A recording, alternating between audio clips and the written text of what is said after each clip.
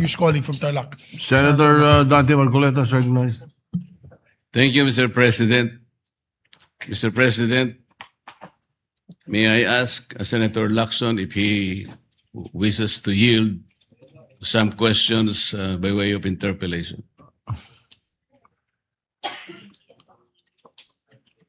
Senator Lacson, I'll say it again, Mr. President. Until the partial committee report is submitted or filed with the Bills and Index Division, and until after I have sponsored the partial committee report, I'm not yielding the floor. Mr. President, that is very highly unusual. Why would Senator Lacson make a precondition that the partial report should be signed by at least a majority of its members before he can yield may the interpellation? yes, may I place on record that it is the prerogative of any member of the Senate to yield or not yield. As a matter of fact, in my many years here, Senator Miriam Defensor Santiago, and I'm sure Senator De Estrada is well aware of this, who was with me. Senator Miriam Defensor Santiago, every time she delivers a privileged speech, does not entertain any interpellation. Yes, And Mr. it is her- President, but it this is her is prerogative. this is different. And then, Because if as I said, it is the prerogative of Senator Santiago, and it is likewise the prerogative of Senator Lacson, because he wants that, as he mentioned, he wanted that his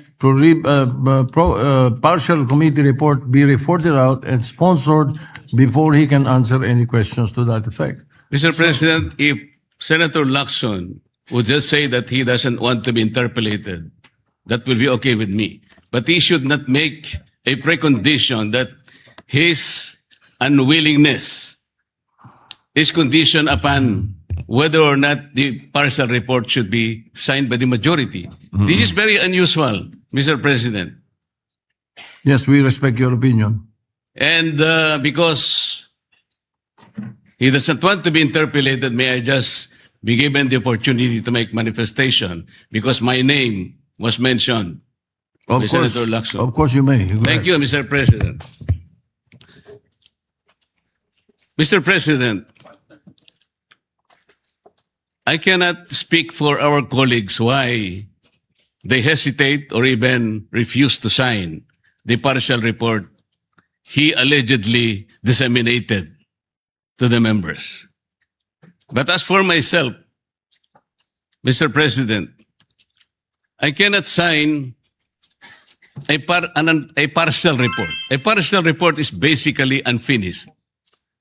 An unfinished report cannot be assumed to have contained the final and collective judgment of all the members. This is very basic, Mr. President. Secondly, I did not heed my reasons why I cannot sign the partial report. I delivered a privileged speech some time ago, Mr. President, outlining the reasons, therefore. Number one, I was expecting the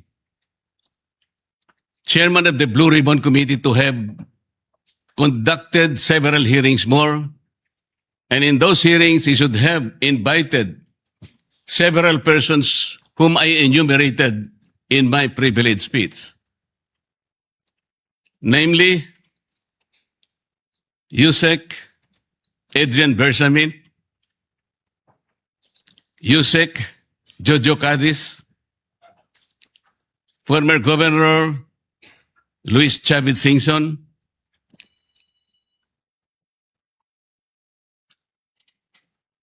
former Speaker Martin Romualdez, former Congressman Saldico by way of an apostilled sworn statement, because this is very, very possible.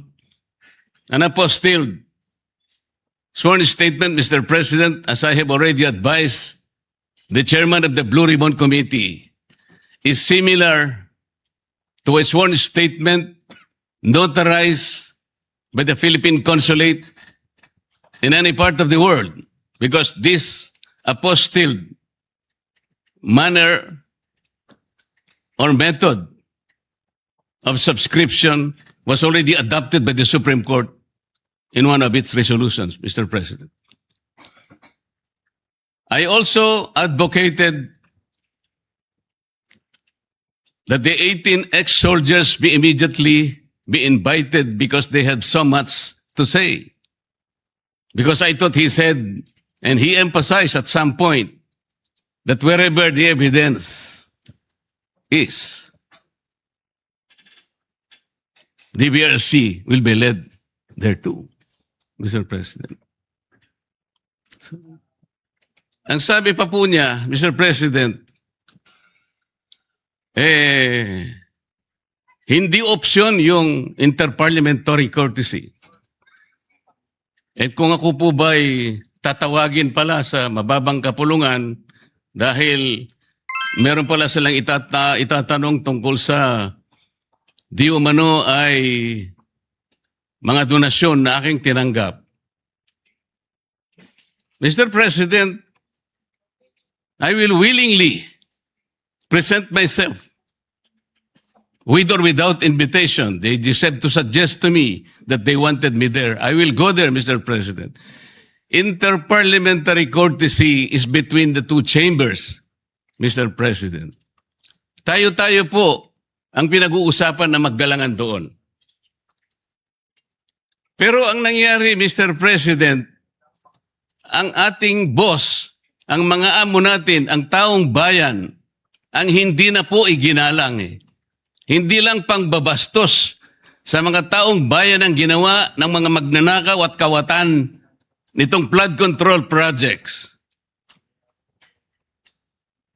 Igagalang pa ba natin, Mr. President, ang mga tinutungo ng ebidensya na sangkot ang mga taong gusto nating ipatawag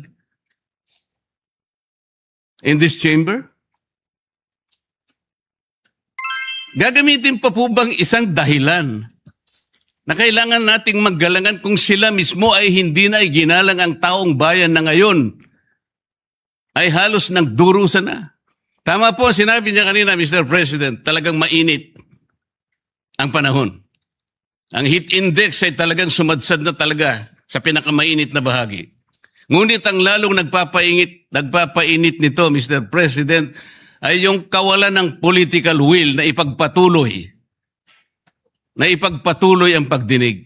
Kahit na lantaran na nandun na talaga ang mga ebidensya. Bakit po hindi tayo tumawag ng pagdinig, Mr. President? Inimbita si Governor Luis Chavez